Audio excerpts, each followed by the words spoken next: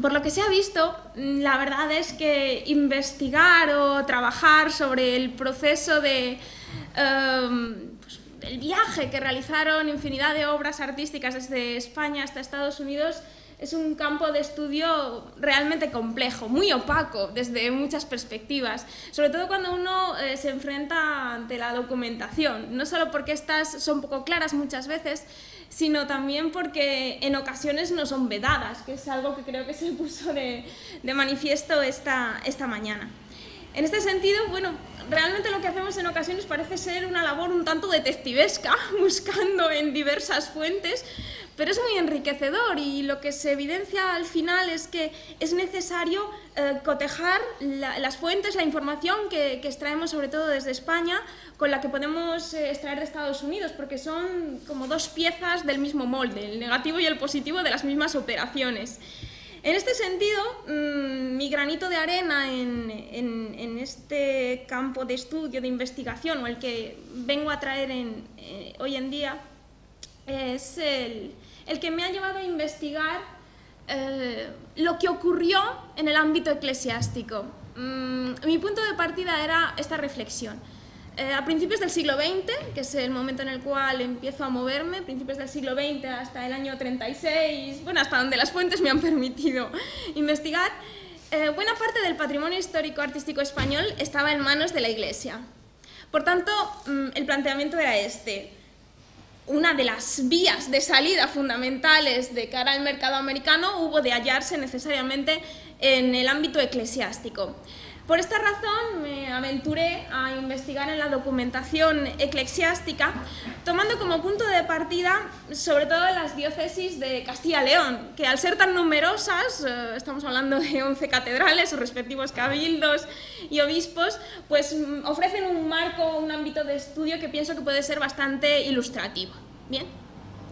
Y en este campo de trabajo he podido ver cómo, de alguna manera, como aparecía en la diapositiva, desde los obispados se gestiona el despojo artístico. Todos hemos oído esas referencias acerca de los párrocos, curas, monjas, en los conventos que vendían las obras de arte, ¿no?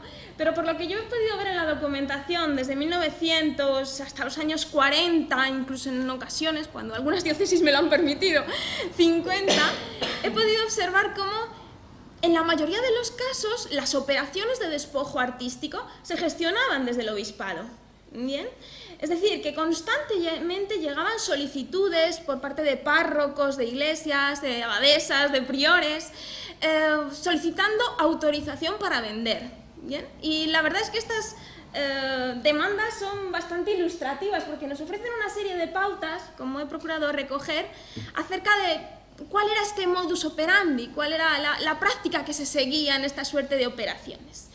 Bien, entonces llegaban estas solicitudes que la verdad es que se tramitaban con especial facilidad, no se oponían mayores problemas a la hora de autorizar una venta. Y todo eso siendo conscientes que la información que se refiere de las obras es mínima, porque en ocasiones aparece pues, una imagen de virgen con niño primitiva, o una virgen con niño del siglo XVI, o un fragmento de retablo barroco, es decir, que las pistas tampoco son demasiado ilustrativas. Pero en la mayoría de los casos se autorizaba la venta, y sin acudir a los cauces que a principios del siglo XX ya la legislación estimaba que era conveniente acudir, como era solicitar autorización al Ministerio de Gracia y Justicia y asesoramiento a las academias. ¿Bien? Bueno, pues hemos encontrado habitualmente, es algo muy común, la referencia no se ha pedido opinión a las academias por no considerarlo necesario. Es una referencia bastante habitual. No se considera necesario porque la obra ya está deteriorada, fuera de uso. Son las referencias que se utilizan comúnmente. Pero claro, eso es lo que la documentación dice y lo que deliberadamente se hace consignar precisamente para evitar problemas.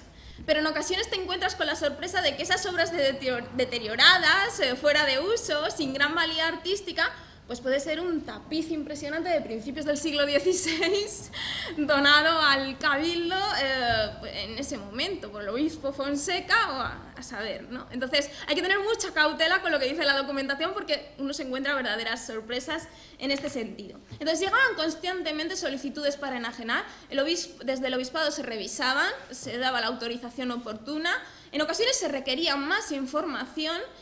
Y la verdad es que se actuaba de forma muy directa sobre los párrocos e incluso conventos cuando se tenía noticias de que habían obrado y actuado con libertad, sin pedir autorización al obispado. En ese caso sí se actuaba porque se estimaba que no podían hacer valer esa libertad. En ocasiones se recurría a tasadores, ¿bien? Y este es un capítulo muy conflictivo porque cuando se tenían dudas acerca del precio estimado de una obra, porque a lo mejor un anticuario podía haber ofrecido 300 pesetas, pongamos por caso, por un retablo. Entonces se requería a tasadores que vieran la obra e informaran sobre el particular. Bueno, pues entre los tasadores que nos hemos encontrado, en ocasiones nos llevamos verdaderas sorpresas, porque puede darse la circunstancia que aparezcan personajes que tienen que desarrollar la difícil tarea de, al mismo tiempo, eran miembros de la Comisión Provincial de Monumentos y se les requería para tasar piezas para ser vendidas. ¿Bien? Cuando esto es así, solían autorizar y recomendar la venta con total normalidad. Es decir, no nos hemos encontrado obstáculo alguno o inconveniente de ningún tipo para una venta. Generalmente la aconsejaban y los precios ofertados por los anticuarios eran bien saludados. Es muy extraño encontrar roces que frenaran este tipo de operaciones. Entre los tasadores, que han de llevar a verdadera sorpresa, es el caso de Palencia, por eso poníamos la imagen de la Catedral de Palencia. Y es que en los años 20, la catedral, entre el amplio cortejo de tapices extraordinarios que todavía conserva, pero antes conservaba más, resuelve vender algunos de ellos. Empiezan las negociaciones y los titubeos en ese momento. En el año 35, en 1935, la Dirección General de Bellas Artes llama la atención acerca de 4 tapices de la Catedral de Palencia que han salido de España y, bueno, no se sabe muy bien qué. Resulta sorprendente encontrar esa denuncia de la Dirección General de Bellas Artes en el año 35, cuando tiempo antes, en la Comisión Provincial de Monumentos de Palencia, se había expuesto el caso, se había denunciado. Se anunciaba de que la catedral estaba negociando la venta de importantes tapices. En esa sesión de la Comisión Provincial de Monumentos, presidida por Matías Bielba, a la sazón canónigo de la catedral, académico numerario de la Real Academia de la Historia, profesor de Arqueología Sagrada del Seminario de Palencia, etcétera, etcétera, el presidente de la Comisión de Monumentos hace ver a sus compañeros que, bueno, no ha lugar a sospecha de ningún tipo, porque realmente la catedral lo único que quiere es saber el precio que pueden tener esos paños, pero en ningún caso desea venderlos. Entonces, ante tal aclaración del presidente de la comisión, se pasa de tema, no se investiga más sobre el asunto y tiempo después se encuentran con la sorpresa de que efectivamente han salido de Palencia, han salido de España y los había comprado Arthur Vine para su cliente William Randolph Hearst. No encontramos el nombre de Vine en la documentación diocesana. Esto es algo que José Miguel pondría de relieve ayer, que se cuidaba bastante de vedar su nombre, que no apareciera en los documentos, pero claro, cuando lo cotejamos con la documentación de Hearst, con su inventario, es ahí donde aparece. Por eso llamaba la atención sobre cotejar ambas partes del molde, ¿no? Porque al final todo encaja. Pero sí, la documentación diocesana nos da las pistas de cómo se produjo ese despojo, ese expolio, porque no fue de otra manera, y la documentación americana nos da las pistas del destino que siguieron estos paños. Y como digo, el tasador, y quien actuó directamente en la venta, fue Matías Bielba, quien a su vez era presidente de la Comisión Provincial de Monumentos. El destino de los paños fue la colección Hearst, estas fotografías son de dicho inventario, y por periplos singulares de las obras de arte a lo largo del siglo XX, hoy se encuentran en el mismo lugar en el cual fueron tejidos, en Bruselas, porque tras las sucesivas ventas de la colección Hearst, acabaron siendo adquiridas por el Museo de Bellas Artes de Bruselas, con lo cual, bueno, pues volvieron al lugar de origen de algún modo. Bueno, ahí está la foto de Vine, que ya conocerán.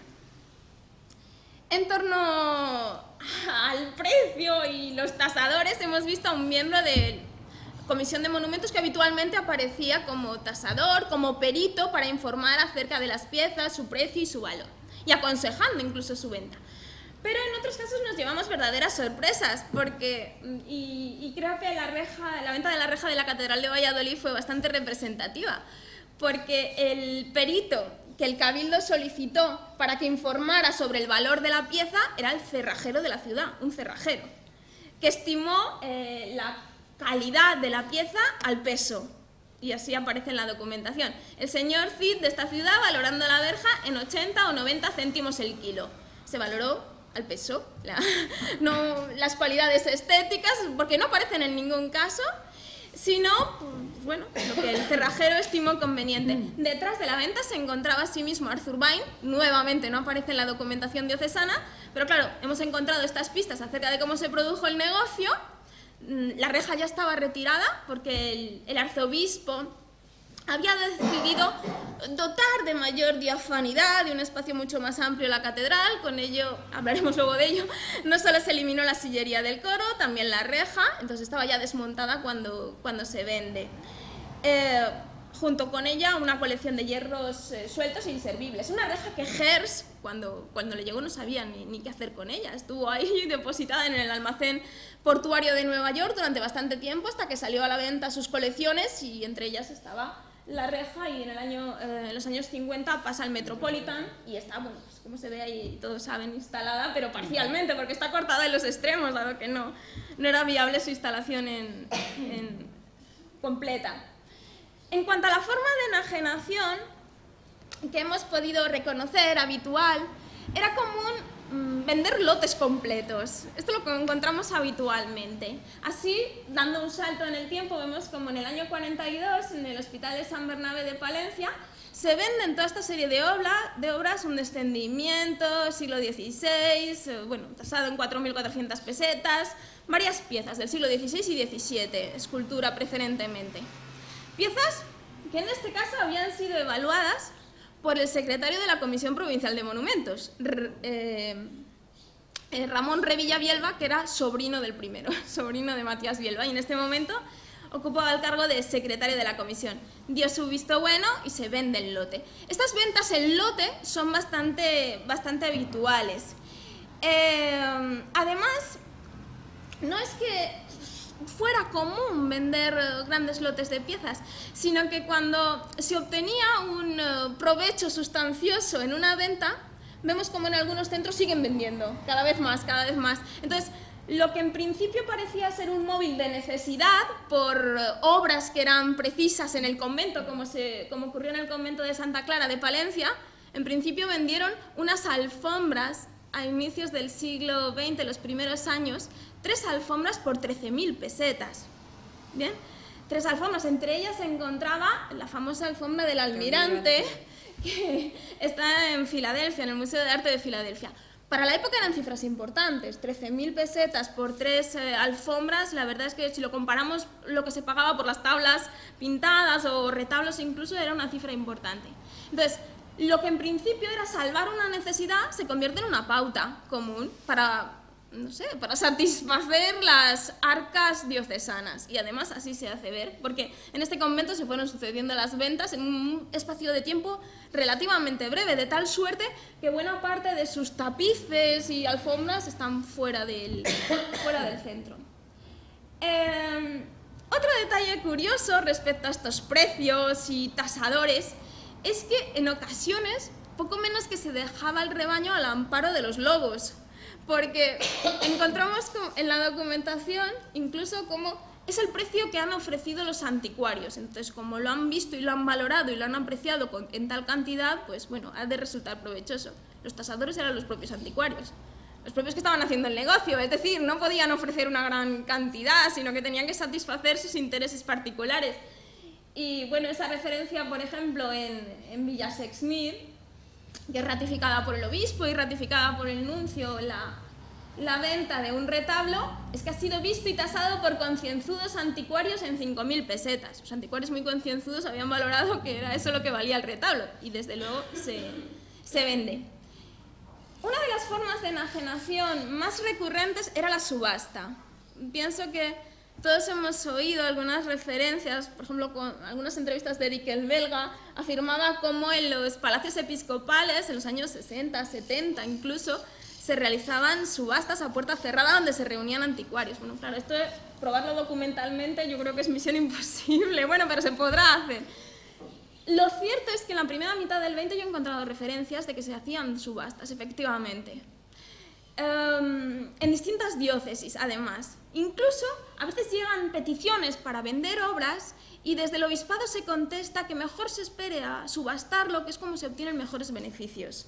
Entonces, cuando había un conjunto de piezas procedentes de distintas partes de la diócesis que se podían vender, se reunían en el Palacio Episcopal, se reunían a los anticuarios, eran convocados y se subastaban las piezas.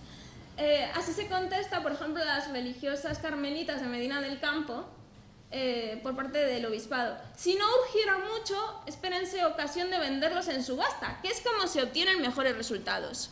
Bien, en lugar de venta directa, que era bastante común, pues mejor subastarlas. Subastas a puerta cerrada en las cuales se convocaba a los anticuarios. Y esto lo hemos podido documentar en la diócesis de Palencia, en la catedral. Se da una fecha, se da una cita, donde serán reunidos por el secretario de Cámara los anticuarios y donde se celebrará esa subasta de piezas. Se ruega exhiban los objetos a los anticuarios que deseen examinarlos. Y además dice más, de la manera que se trató en cabildos anteriores. Y la documentación sigue y dice como se acostumbra. Es decir, que no parecía ser algo extraño, sino algo relativamente frecuente. Lo hemos visto en Palencia, en Astorga, en otros lugares. Otra de las vías a través de las cuales era recurrente la venta o el extravío de piezas eran las restauraciones. Habitualmente restauraciones misteriosas que iban acompañadas de desapariciones. Los ejemplos son numerosísimos. Nos hemos querido quedar con este de la Cartuja de Miraflores porque para nosotros fue muy enriquecedor seguir el periplo del conde de las Almenas, aquí retratado por don Antonio Maura. Y, bueno, esta es su célebre finca de Canto del Pico en Torrelodones que tras la guerra le legó a Franco. Bien, en 1915 el conde de las Almenas realiza una serie de reformas, labores de restauración en el sepulcro de Juan II e Isabel de Portugal, de la Cartuja, contando con el beneplácito del obispado y contando con el beneplácito de la orden. Y además estaba muy familiarizado con ella, puesto que realizaba retiros de vez en cuando a la Cartuja, con lo cual era una persona bastante conocida en ese entorno. Se presenta como mecenas, dispuesto a realizar toda serie de obras, de reformas que mejoren el templo, y ciertamente así fue. Se realizaron obras, reformas, limpiezas, pero limpiezas de todo tipo. Porque en el sepulcro real hubo sospechosos cambios de esculturas de un lugar a otro, de sepulcros vecinos. Algunas esculturas fueron llevadas a Madrid misteriosamente para limpiarlas, con el objeto de limpiarlas, pero lo cierto es que se realizaron moldes. Y al final de la peripecia, algunas de las pequeñas esculturas que adornan el sepulcro de Siloé y su taller, hay algunas que no son originales. Nos hacen sospechar que quizá dio el cambiazo en algunos casos, y lo cierto es que se puede verificar que algunas desaparecieron, como es el caso de Santiago el Mayor, que hoy está en Cloisters, y que estaba próximo a la cabeza de la reina en una fotografía tomada por Vadillo en 1905. Bueno, todo este estudio ha sido recientemente utilizado por una de las fundaciones que ha restaurado el sepulcro, World Monuments Fund, y por la Junta de Castilla y León para demandar y bueno, para impulsar, gracias a Cloisters también, la realización de una réplica de esta escultura que ahora pues bueno, va a ser destinada a su emplazamiento original. El original seguirá en Cloisters, pero la copia se va a destinar a este sepulcro. Y todo ello fue así porque, bueno, el conde realizó esta suerte de trapicheos bajo el amparo de una limpieza, bajo el amparo de una restauración, y cuando su colección fue vendida en Nueva York en 1927, gracias a las gestiones de Mildred Stapley y Arthur Vine, pues con el grueso de su colección emigraron muchas piezas, como ahí puede observarse, he seleccionado algunas de ellas, que aparecían recogidas en las fotografías tomadas por los Vine en Spanish Interiors and Furniture. El grueso de la colección se vendió y entre ellas, pues bueno, esta pieza. Pero bueno, el realizar restauraciones, mover piezas que venían acompañadas de desapariciones extrañas de obras, era bastante común. Como también que bajo el amparo o bajo el proceso de creación de los museos diocesanos también tuvieron lugar importantes desapariciones de piezas, porque claro, esto conllevó un movimiento espectacular de obras desde diversos puntos de las diócesis hasta las catedrales o palacios episcopales, y bueno, en medio de ese trasiego y de ese proceso se tuvieron lugar pérdidas considerables. Por ejemplo, la diócesis de León, de Burgos, de Astorga, de Calahorra estuvieron en el punto de mira en la década de los años 20 por estos movimientos extraños de piezas. Por ejemplo, San Pedro de las Dueñas, que antes lo hablábamos, Ángela y yo, en San Pedro de las Dueñas, ya a principios de la década de los 30, se llevó a cabo una labor de traslado de piezas con la excusa de ser destinadas al Palacio Episcopal de León. Pero lo cierto es que se escondían oscuros intereses de venta, porque quien mediaba era un anticuario, Torres, y lo cierto es que algunas de esas obras desaparecieron, afortunadamente otras se recuperaron, como es el caso del Arco de San Pedro de las Dueñas, que hoy está en el Museo Arqueológico Nacional. En Calahorra, debió desarrollarse una labor de selección de piezas que iban para el museo y selección de piezas que iban a ser vendidas, porque esto llegó a la prensa. En el año 29 se despertó una polémica realmente intensa acerca de lo que estaba haciendo el obispo de Calahorra, y de hecho llegó a los diarios sensacionalistas, tanto de signo clerical como anticlerical, acerca de esta agrupación bastante sospechosa de obras. La respuesta del obispo fue que, el encargado del museo era un canónigo arqueólogo, perito, que sabía seleccionar las piezas que realmente valían. Entonces, ¿qué ocurría con las que realmente no valían? Pues esa estimación más o menos subjetiva dio como fruto que buena parte de las obras fueron liquidadas. Y en este contexto, claro, cabe preguntarse, ¿y quiénes eran los compradores? ¿Quiénes eran los agentes que llegaban a templos, parroquias, catedrales, palacios episcopales y participaban de manera tan activa de este negocio? Pues bueno, lo de hallar nombres es bastante complicado, porque sabemos de célebres agentes, hemos hablado de Vine, que rara vez aparecen en la documentación. Su nombre aparece oculto siempre. En ocasiones es curioso advertir cómo se da noticia de que ha llegado un señor inglés que ofrece por estas piezas tanto, pero ese señor inglés es que no tendría que ser necesariamente inglés, simplemente que tenía un acento inglés, podría ser Vine o podría ser cualquier otro, pero no se dan demasiadas pistas. En otras ocasiones es bastante probable que se utilizaran testaferros, hombres de paja, con lo cual resulta la investigación un tanto compleja. Pero hay unos personajes que aparecen con frecuencia, que los hemos reconocido en distintas diócesis y hemos seguido su pista precisamente desde este lugar de venta profusa de obras de arte hasta Estados Unidos. Nos hemos permitido ese seguimiento de los mismos desde el principio, puede decirse que hasta el final. Y en este sentido hemos de destacar a la familia Ruiz. Pedro Ruiz, el padre, y Luis y Raimundo Ruiz, hijos, que tal y como era común en esta época encarnaban perfectamente esa figura un tanto ambigua de coleccionistas, anticuarios, marchantes, porque dependiendo de la fuente encarnan un papel distinto, ¿no? Les vemos en la Exposición Universal de Barcelona como grandes coleccionistas, les vemos en las fuentes norteamericanas como grandes marchantes, les vemos en las fuentes diocesanas como fabricantes de ornamentos que vienen a ofrecer su material, es decir, que encarnan diversos papeles. Pero lo cierto es que ese no era su negocio, ni esos eran sus intereses, porque tempranamente vemos cómo aparece esa coletilla de que si no quieren distraer fondos de la caja diocesana para pagar esos objetos, pues bueno, que le pueden hacer llegar una lista de objetos. Y así vemos como incluso en el Burgo de Osma entrega una lista de las obras que quiere de la catedral. Hombre, si entregas una lista de obras que quiere, es bastante fácil pensar que lo que quieres es las obras, no vender los ornamentos. Y esta es una pauta bastante común que vemos en Pedro Ruiz el Padre a principios de siglo, pero que luego reconocemos en sus hijos y es bastante fácil reconocer también en León Leví y en otros agentes o marchantes. Nos resulta muy interesante esta familia porque, así como a otros anticuarios es más extraño ver o hallar su nombre, en este caso sí. Y esto nos lleva a pensar que de alguna manera se hicieron un nombre de prestigio en este ámbito, en el ámbito eclesiástico. Sus adquisiciones parecían ir ligadas a buenos precios, debía de pagar bien, en ocasiones aparece como que él es el que mejor paga.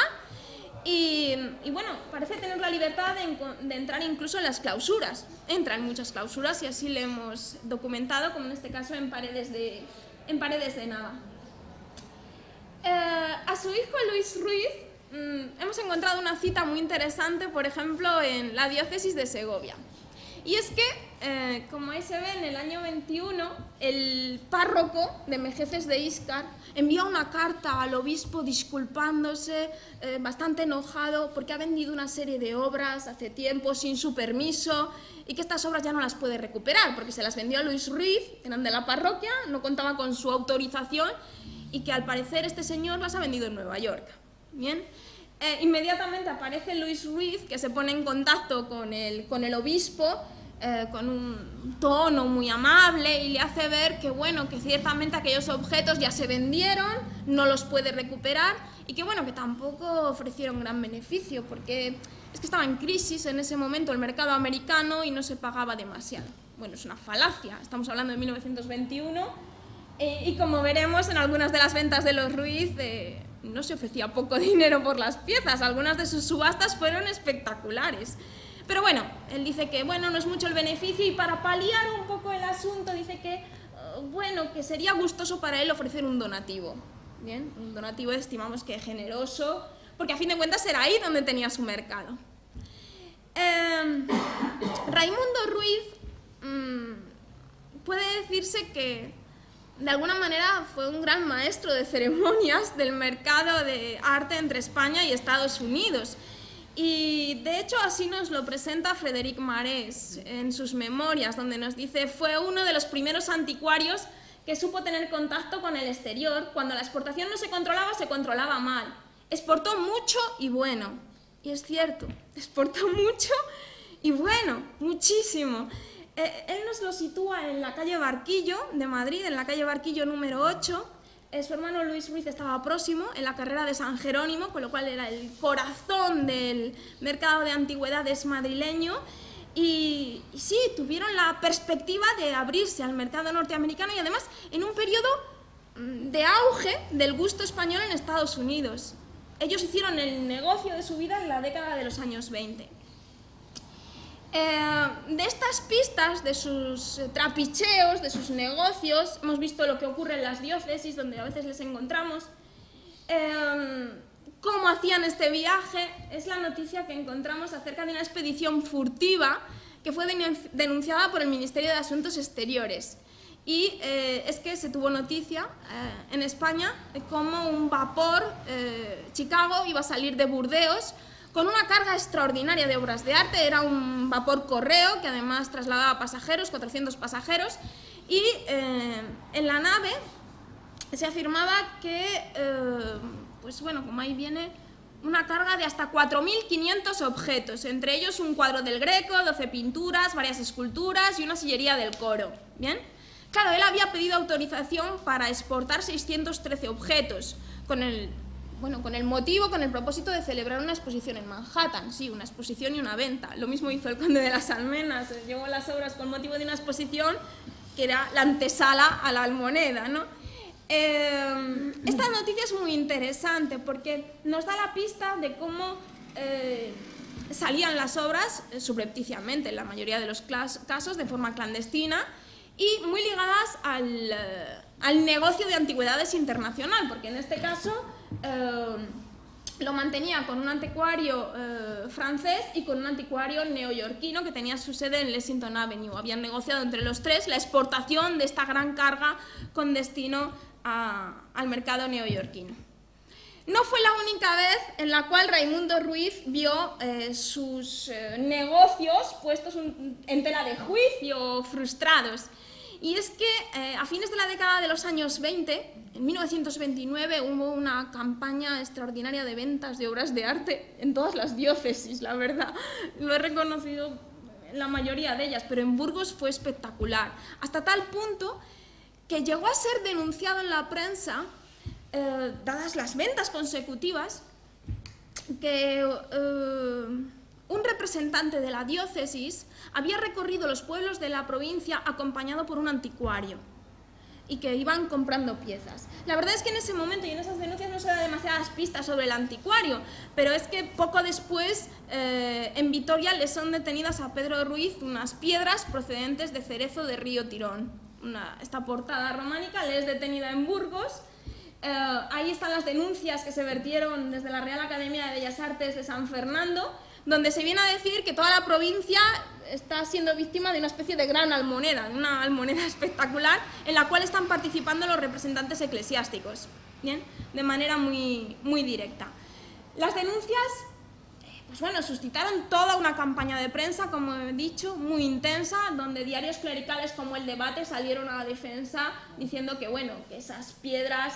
Lo de las piedras de Burgos, de que hoy nos habla en su carta el señor Santamaría, habla de Marceliano Santamaría, miembro de la Comisión de Monumentos de Burgos, es un conjunto de minucias, indicios y suposiciones, bla, bla, bla, pues minusvalorando esa venta. Pero lo cierto es que pues Ajés, Atapuerca, Valderrobles, Cerezo de Río Tirón, es que en muy poco tiempo toda la provincia hay ventas y además sustanciosas. No sabemos quién es ese anticuario, no se daban pistas de quién era ese anticuario que acompañaba a un representante del obispo en su peregrinar por distintos pueblos, todavía.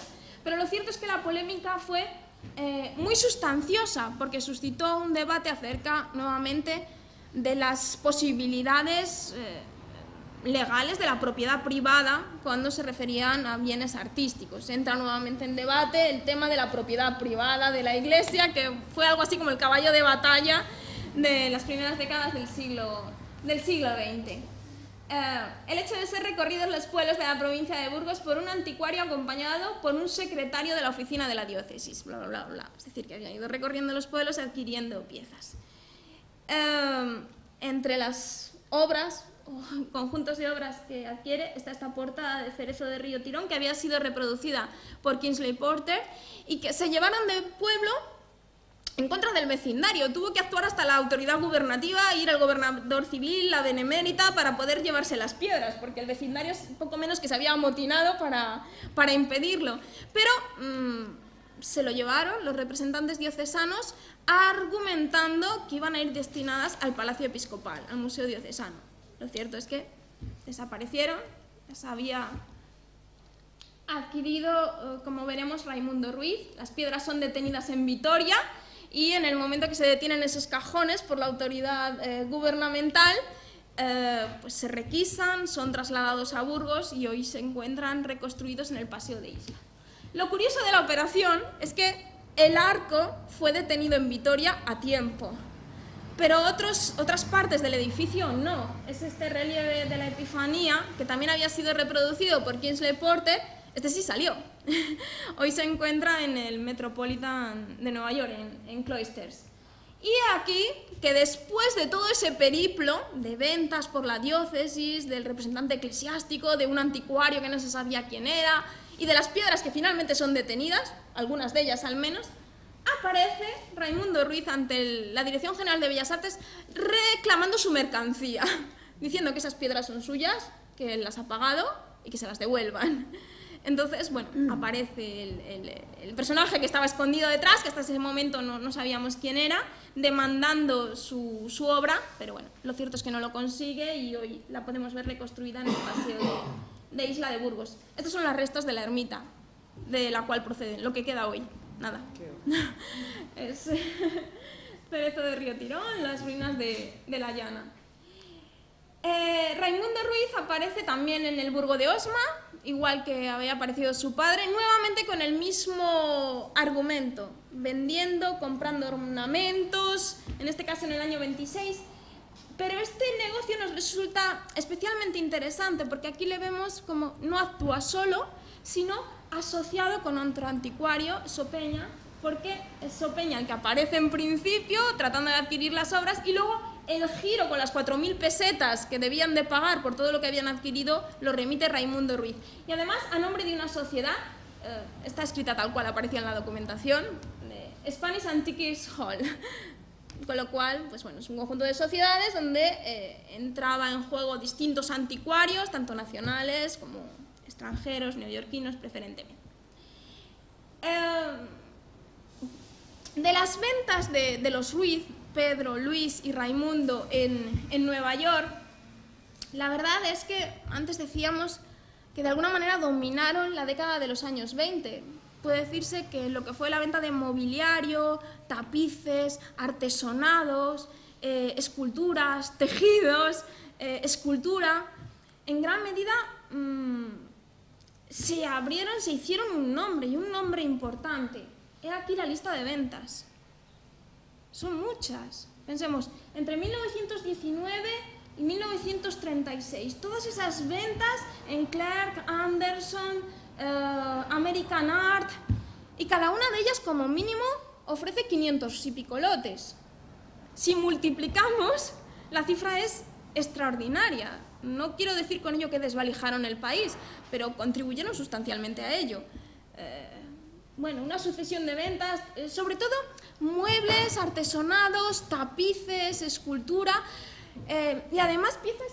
Perdona, Clark, ¿quién es exactamente? Clark Galleries. Sí, no he puesto Galleries, es Anderson, American Art Association, sí. Donde también... la verdad es que, bueno, este es un trabajo de investigación de tiempo, pero si tuviéramos que hacer cita, por ejemplo, a una de las ventas para hacernos idea del eco, de la repercusión y de la entidad, hemos seleccionado un artículo en The New York Times de la repercusión de una de estas ventas de los Ruiz en Clark Art Galleries en el año 25, donde ahí nos habla de cifras ya, $108.199. Y además da una cita de compradores, etc. Estamos hablando de cifras considerables, muy importantes para la época. Y además pensemos en los años 20. Los años 20 es cuando en Estados Unidos hay más demanda de obras artísticas españolas, en pleno auge del Spanish Revival Style, la demanda de decorar residencias de Florida, de California, incluso de Long Island, con este gusto español, para el cual se requería de todo, desde puertas, ventanas, techos, y ellos vinieron a satisfacer ampliamente el mercado. Y entre las piezas de escultura y pintura hay piezas de muy buena calidad, con lo cual pienso que Marés tenía razón, vendieron mucho y en cantidad. La exposición internacional de Barcelona, claro, se celebra en el año 29.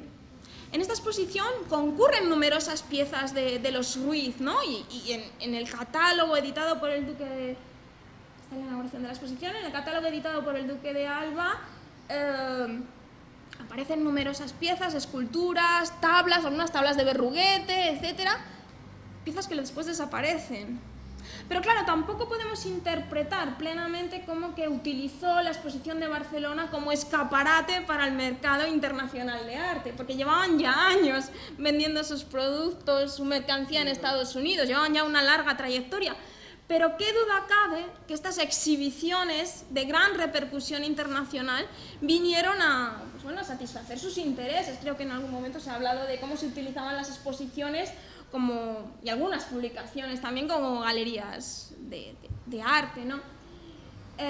Y fue un mercado exquisito, no solo en la Exposición Universal de Barcelona, puesto que él concurría con obras de su propiedad habitualmente a exposiciones de la Asociación de Amigos del Arte de Madrid, de eventos como esta exposición dedicada a San Francisco, es decir, que concurría habitualmente mostrando sus piezas y aparece como coleccionista, no como anticuario, como marchante. ¿Esa exposición de la Sociedad Española de Arte? No, esta es una exposición que se celebró con motivo de una celebración franciscana, donde lleva esta pieza pues, donde se ven las llagas de San Sí, Pedro. este es el retablo Sí, de la Bañeza de la Bañeza, que está en el Prado. Museo del Sí, Prado. sí. Sí.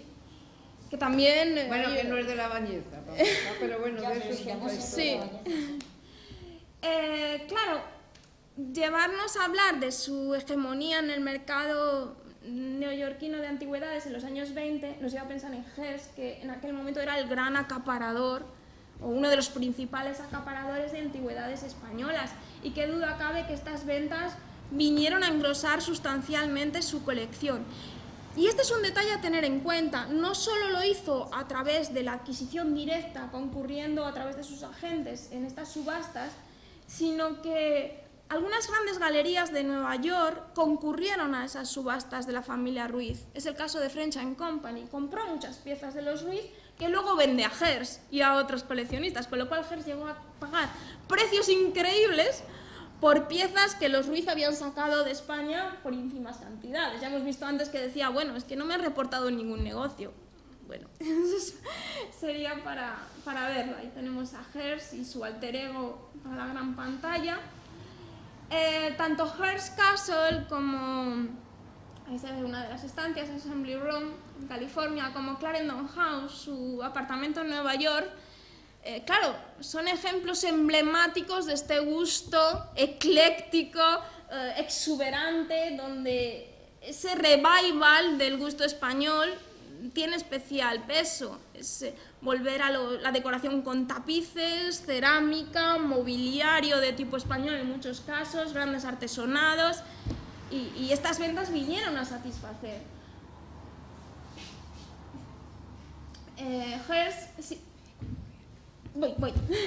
Hearst seguía en este sentido algunas de las pautas decorativas que había instaurado Stanford White, el estudio de arquitectura de Stanford White, que había tenido mucho éxito en Nueva York, en Long Island, de volver a ese gusto decorativo de fines del siglo XV y principios del XVI, donde la pintura no tenía especial protagonismo, sino los tapices, los grandes tejidos para cubrir grandes parcelas de pared y dotar de exuberancia las residencias. Y claro, las ventas de los Ruiz fueron extraordinarias para satisfacer estas querencias. Entre las obras adquiridas por Hearst procedentes de las ventas de los Ruiz, hemos de destacar estos 4 tapices extraordinarios de las Edades del Hombre que hoy están en el Metropolitan de Nueva York. Raimundo Ruiz los sacó de España, los compró Hearst y después la Fundación Hearst los donó al Metropolitan. Tapices que hubieron de pertenecer a la corona española, porque, por ejemplo, Standen considera que debieron de ser propiedad de Margarita de Austria. De hecho, ella cree descubrir a Margarita de Austria aquí en una de las imágenes retratadas en los tapices. Es decir, que estamos hablando de piezas pues, muy interesantes. Esta pieza, que es una de las pequeñas joyas en escultura policromada de Hearst Castle hoy en día, pues también procede de una de las ventas de los Ruiz. Algunos relicarios que salieron en subasta en los años 40, pues parte de ellos procedían también de las ventas. Puertas, todo tipo de mobiliario, todos estos proceden de la venta de Ruiz y se encuentran documentados en el inventario de Hearst. Bargueños, mesas, lámparas, de todo, capiteles, sitiales de coro, retablos, este que procede de Vago Este de Huesca, esculturas, puertas, ventanas, rejas, tejidos, terminando, azulejos, cerámica, es que realmente de todo. Techos, un altísimo número de techos de artesonados adquiridos por Hearst proceden de los Ruiz. Bueno, hay algunos ejemplos. Y claro, solo hablamos de Hearst, pero si entráramos a explorar otras colecciones del momento nos llevaríamos las mismas sorpresas, porque esta tabla, por ejemplo, que se encuentra en la National Gallery, procede de la colección Raimundo Ruiz y fue propiedad de Cres, es de la colección Cres. Con el año 36, con la guerra civil, pues bueno, este panorama hegemónico cambia sustancialmente. No solo se produce el declive de ese mercado extraordinario de arte en Estados Unidos, sino que bueno, la legislación española había cambiado con la Segunda República, el periodo de la Guerra Civil. Tenemos noticias de la entrada de una guerrilla republicana en la residencia de Raimundo Ruiz y nos da noticia de cómo aquello es una especie de desván lleno de obras de arte. Es incautada por la Junta de Tesoro Artístico, y lo cierto es que le seguimos encontrando realizando operaciones después de la Guerra Civil Española, porque en este caso no a través de ventas de su colección, sino que en un periodo de recesión para la economía norteamericana entra en escena comprando. Y es aquí cuando en los años 40, cuando por ejemplo está saliendo a la venta numerosos tapices de French & Company, él va a comprarlos y aparece como comprador de numerosos tapices, con lo cual los adquiriría por un precio infinitamente más bajo que el que hubieron de adquirir en los años 20, cuando French & Company hubo de hacerse con ellos. Entonces, no sé si es la resurrección del ave fénix, pero lo cierto es que sigue ahí prácticamente hasta su muerte en el año 54. Su viuda le sobrevivió unos años, murió en el año 87 ya centenaria, y seguía residiendo en la calle Barquillo número 8, aquella meca del comercio de antigüedades ilustrada por Frederic Marx. Pues muchas gracias por la exposición. Pasamos el turno de palabras. Al hilo de lo que has comentado, que lo conozco bastante bien porque te he leído y además con muchísima atención y con notas, pues hay una variante de, digamos, de exportación, entre comillas, de obras de arte. En el convento de Santa Clara de Astudillo, que fue fundado por María de Padilla, esposa de Pedro I el Cruel, pues en la propia fundación mandó poner una sillería de coro correspondiente al número de monjas que iban a componer el convento. Esa sillería fue vendida en el año 1932. Pero lo interesante de esa venta, que además yo eso lo publiqué en el homenaje a Martín González, o sea, hace ya bastantes años, se pidió permiso para exportar, andaba por ahí, no me acuerdo quién era el anticuario, lo he estado pensando ahora, pero bueno, de cualquier manera ahí está recogido. Pidió permiso para sacarlo para Estados Unidos, 50 sillas, que son las que lo componían, y entonces el Estado español dijo que podía sacar esas sillas a condición de que quedasen en España 4. Esas 4 sillerías se pueden ver, bueno, momentáneamente no porque estamos en obra, pero están en el Museo Arqueológico Nacional. Yo desconocía totalmente dónde se encontraban y hace unos cuantos años un norteamericano vino con unas vino para ver el museo y dijo que él conocía unas sillas exactamente iguales que estas. Y entonces le dije, pues mire, mándeme las fotos. Y evidentemente, lo que pasa es que hicieron unos destrozos que donde el alero, por ejemplo, lo convirtieron cortando en un frontal de altar, sacaron de allí un armario para ornamentos, pero todo muy brillante. Bueno, pues todo eso se conserva actualmente en la misión de San Diego. Efectivamente, es la misión. En la misión de San Diego. Ahí se encuentran esas sillas desde hace bastante tiempo, pero entonces decimos, pues qué contubernio por parte del Estado español. Pues porque claro, te dejo sacar a condición de manera que está legalizada esa salida de una serie de piezas que es, vamos, moralmente absolutamente ilegal. Pero era una práctica, sí, yo pienso, muy común, porque sí, pasó lo mismo con las tablas de Juan de Flandes, que están en el Prado de San Lázaro de Palencia, que se dejó salir parte y la otra parte quedó. Sin duda, porque el Marqués de Inclán viajó específicamente a toda esta zona de California, tuvo muchísima relación con esto y exportando, de alguna manera, no se dice nunca objetos, pero sí ideas de lo que era el estilo, llamamos ahora remordimiento español, que luego fue muy típico de los años 20 y 30, que todos hemos tenido en nuestra casa de nuestros abuelos, que era lo que él hacía realmente en sus casas museo, como por ejemplo la de Cervantes o la de Greco, que cogía cosas del 17, las mezclaba con cosas de tal, y era ese gusto que has puesto tú ahí, esas mesas tocineras del siglo XVI y XVII español. Bueno, pues eso se sabe que el Marqués, desde luego, estuvo exportando esas ideas del gusto español por todas las misiones de California y por toda la zona de Estados Unidos, con lo cual se tenían que conocer seguro. Pero no tenemos documentación de eso, ¿no? Estoy segura de que los conocía, vamos, encima... Bueno, a mí el Marqués de Belvega Inclán sí me ha aparecido en muchos negocios con el mercado, sí, eso sí. ¿En relación con en California no, pero aquí en España sí. ¿Pero en relación con los Ruiz? En relación, no, con los Ruiz expresamente no.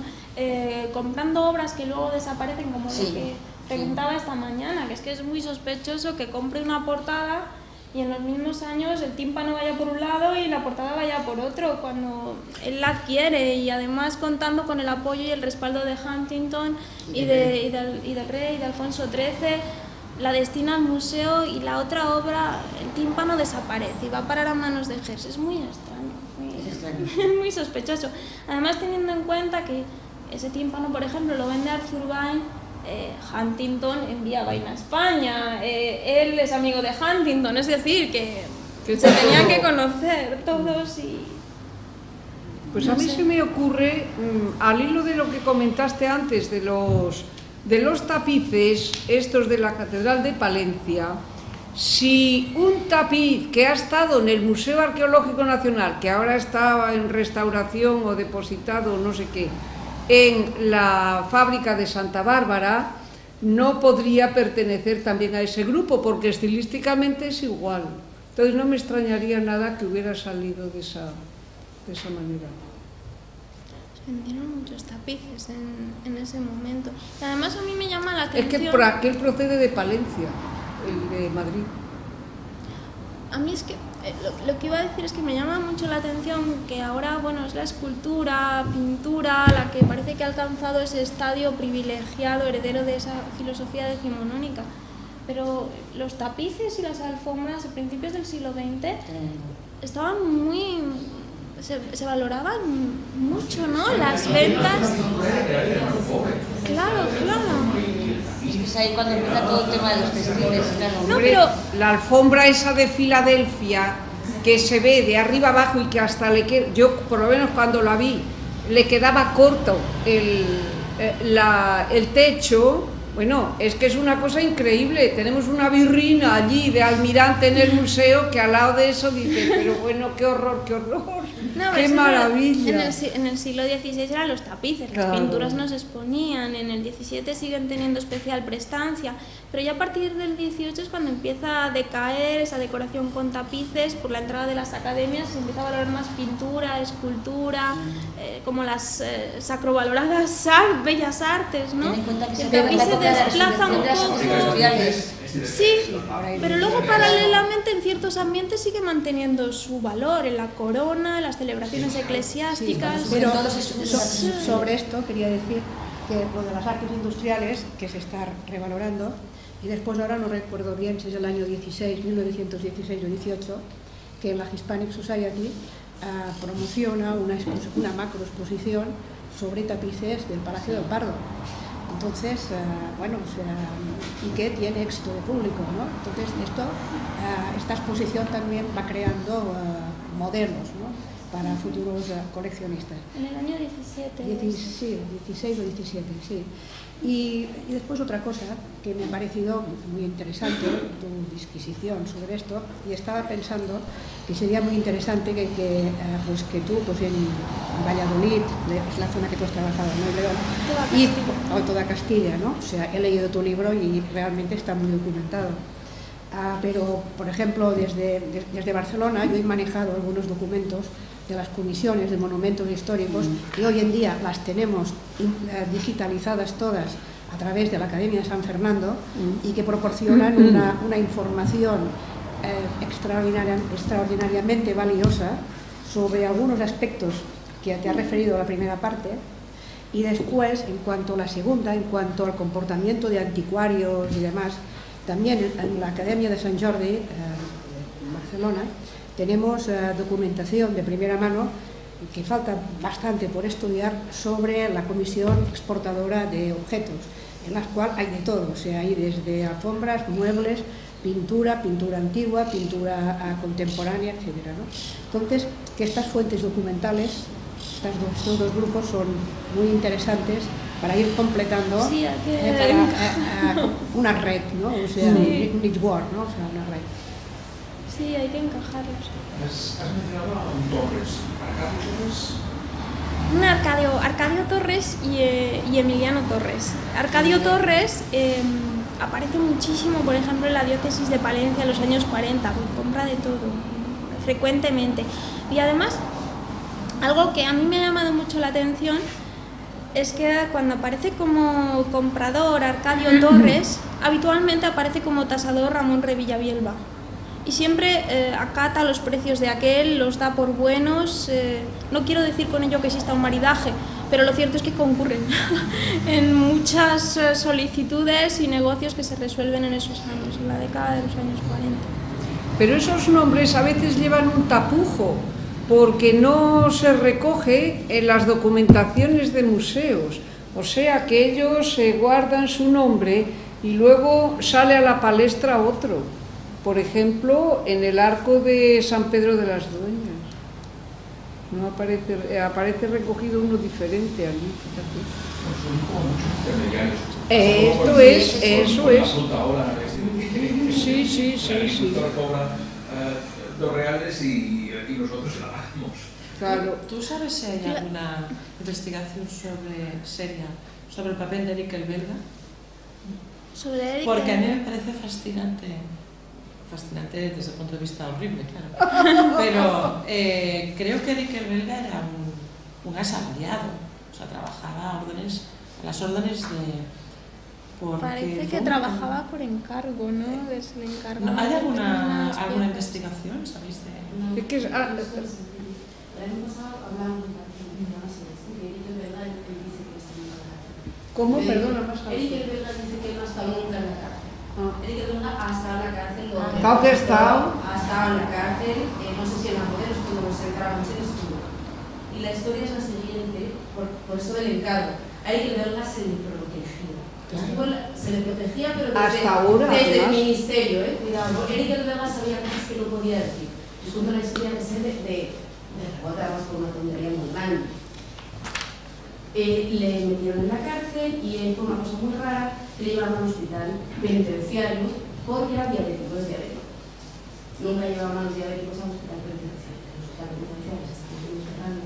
Y le llevaron a que se llamaba Francisco Franco, que ahora es el Gregorio Marañón, me parece. En un primer piso lo pusieron en una primera planta sin una ventana que daba a la calle y sin vigilancia, por lo cual se tiró por la ventana con la mala fortuna que se atracó muy bien. Y para un taxi dijo Pandaya. Lo que pasa es que había habido un atentado en Madrid, había un control de la Guardia Civil, este señor que iba a Pandaya, vuelta a Madrid. Lo devolvieron a Carabanchel, volvió a aparecer en el penitenciario, en el hospital, porque se había fracturado un tobillo en esta operación y ya se lo tuvieron que quedar otro poco, pero no se fugó, lo fugaron. Era un personaje que debía ser muy incómodo. Salió en... hace poco. No, hace años. Pero salió en portada de un país semanal. Que dio una entrevista. Sí. Y además yo he leído que había regalado pinturas suyas a Roda de Isávena y el alcalde de Roda de Isávena contento de haber recibido las pinturas del rey III, una cosa demencial. Del tema ese de Roda de Isávena puedo decir lo siguiente, que encontraron una escultura de un San Juan procedente de un calvario y la depositaron en el Museo Arqueológico Nacional la policía, con idea de cuando quisieran recogerla. Y hemos sacado un montón de fotos de esto. Y vinieron los prohombres de allí de Aragón diciendo que el Museo Arqueológico Nacional quería apropiarse de esa escultura. Y decimos, pero bueno, pero qué tonterías son esas.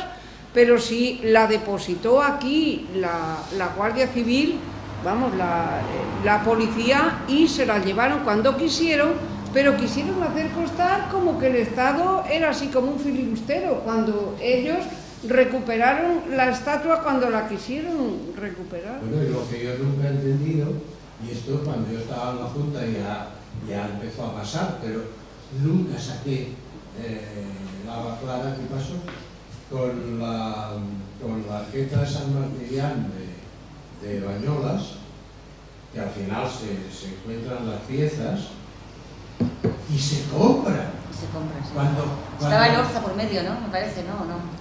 Bueno, ¿Quién? El Orza. Estaba en la Junta. El Orza estaba en la Junta por medio de esas Pero no por medio. Vamos, que estaba en la Junta, que Pero no tuvo que, yo no recuerdo que tuviera nada que ver, eso no. Venía ya del propio ministerio. Yo pensé, pero ¿cómo es posible una cosa aprobada hace 4 días?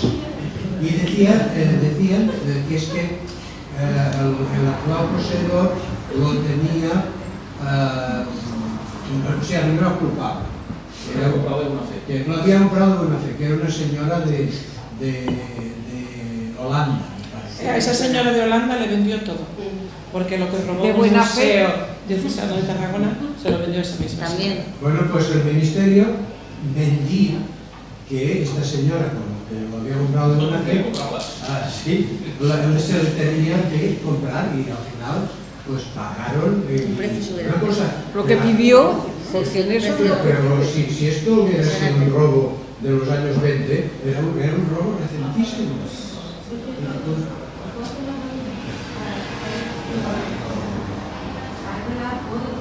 ¿Puedes hablar más alto? Se vendió en el extranjero y ha vuelto a España. No. Está siempre en España. No llegó a salir. No llegó a salir. Es que no sé a qué te refieres. El arco de... Al arco que Al tenías en el arco museo. de- Ah, no, está en el museo. No, si es que se vendió al Estado. Ese no se vendió vamos, no hubo en ningún momento idea de sacarlo al extranjero. Ese arco no. A ver, hubo una operación de desmonte de obras en San Pedro de las Dueñas. Esto es a principios de la década de los años 30. Entonces se desmonta ese arco, desaparece un Cristo y varias imágenes, y todo sale a la vez, ¿no? Entonces, es denunciado por los propios obreros que están participando en el desmonte de las piezas, porque claro, resulta un tanto sospechoso que la mayor parte de las operaciones se llevan a cabo por la noche. Efectivamente. Pues hombre, el hecho de que se trabaje por la noche ya es indicador de que algo se pretende esconder u ocultar. Ese es un detalle importante. Luego los obreros dan cifras de dinero, de billetes que se han pagado por las piezas. Bien.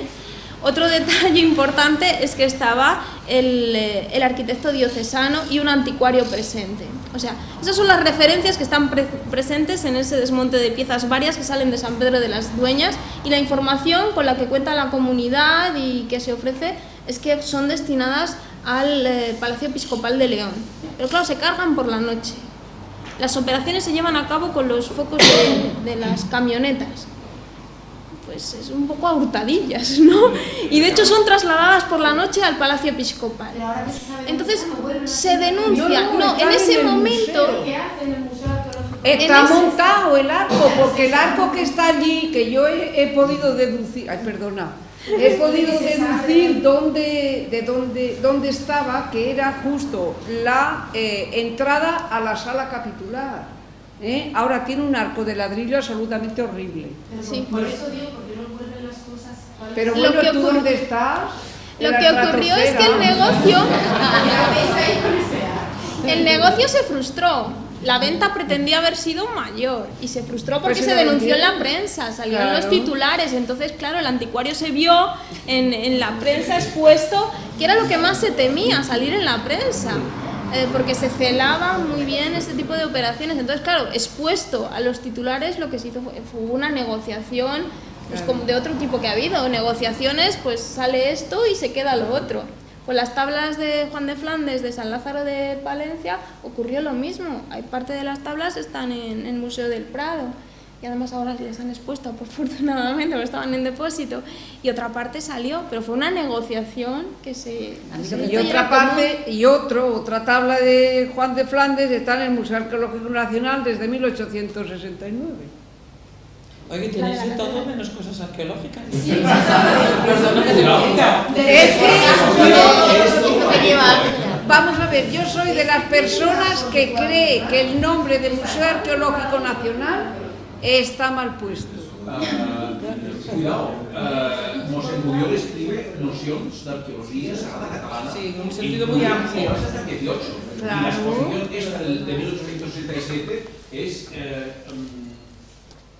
decir, la palabra arqueología también se sale por ahí. Sí. Yo le quitaría el nombre de arqueología, y perdona, yo no vuelvo a hablar más porque... ¿Cómo que no? ¿Cómo que sí? Solo faltaría. Me gusta mucho lo que comentaba.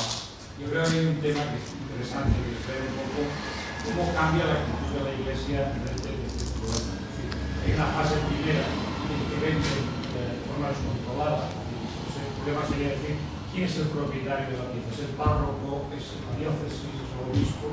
Y se hace de una forma muy abierta desde un momento que regula esto. No, para vender hay que tener un permiso. Entonces, hay una investigación que se ha publicado recientemente, que ha hecho un historiador que al mismo tiempo es policía, con su escuadra, es una tesis que la publicado se llama ¿dónde es la cabecera? ¿Dónde está la cómoda? Porque es la pregunta que todos los agentes que llegaban a las iglesias rurales del Pirineo preguntaban ¿dónde está la cómoda? Pues se guardaba la plata. Entonces, aquí explica que esto es la Inquisición de Urgel, que es la más desvergonzada de todos, que lo han vendido todo, nos han vendido la catedral, que nos han podido, explica cómo hasta un cierto precio el obispo podía autorizar y a partir de un precio, entonces ya no lo tiene. 3.000 pesetas. Entonces, es decir, intentar ver en cada diócesis cómo ha ido este proceso, cómo se ha ido un poco densificando la legislación, porque efectivamente vender patrimonio pues era un escándalo. Es decir, no había quizá leyes del Estado, pero había una procedimiento social a través de la ley que decía estas bienes son de la Iglesia, que es un propietario, pero claro, patrimonio público, están pagando los bienes a lo largo de la historia. Que yo sepa, habrá más, pero en 1909 ya hay una ley que prohíbe. Cuando se ofrecía más de 3.000 necesitaban la autorización del nuncio. Estaba en el Código Canónico. Sí, porque era el derecho canónico en vigor a partir de los años 20 y tenían que pedir permiso. Pero claro, las leyes civiles decían que también tenían que pedir autorización al Ministerio de Gracia y Justicia a principios del siglo, que era de donde dependían. Y luego informar a las academias. Pero en algunas autorizaciones del nuncio apostólico se hace constar que, bueno, que no creen necesario concurrir a las academias, y cuando uno va a la documentación de las reales academias a veces se encuentra denuncias y noticias, pero son muy pocas las solicitudes de asesoramiento, de consejo, de opinión a la hora de una venta. Las hay, pero son muy pocas comparables con el volumen de... Perdón, tendríamos que cerrar el turno de intervenciones. Seguimos discutiendo abajo. Sí, seguimos discutiendo abajo. Tenemos tiempo hasta las 7:10 para hacer un café, refrescarnos y luego subimos aquí para terminar.